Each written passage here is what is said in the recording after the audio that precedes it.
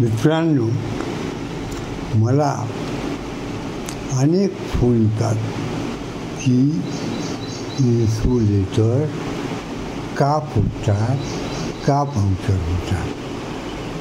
त्याचं कारण असं की जोपर्यंत इन्सुलेटरच्या अक्रॉस जास्त व्होल्टेज येत नाही तोपर्यंत इन्सुलेटर फुटत नाही.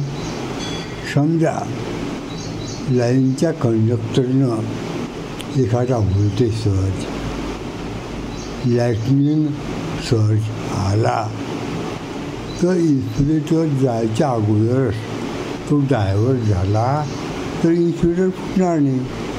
आणि त्या पोलचं अर्थिंग चांगलं असेल तर 1/2πfc या फॉर्म्युल्याप्रमाणे तो सर्ज जमिनीकडे डायव्हर्ट होऊन इन्सुलेटरला डॅमेज करणार नाही.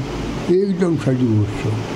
आणि हा मुद्दा मी अनेक वेळा वेगवेगळ्या प्रकारे जस्टिफाय करून सांगितला.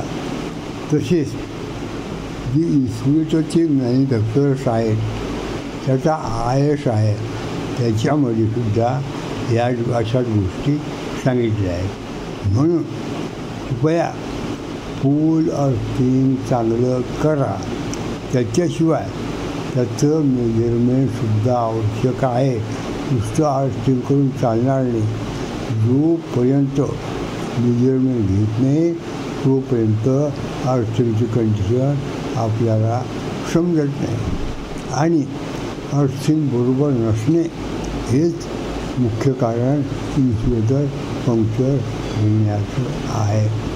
जास्त चर्चा करायची असेल तर कोणीही मेसेज टाकू शकतं.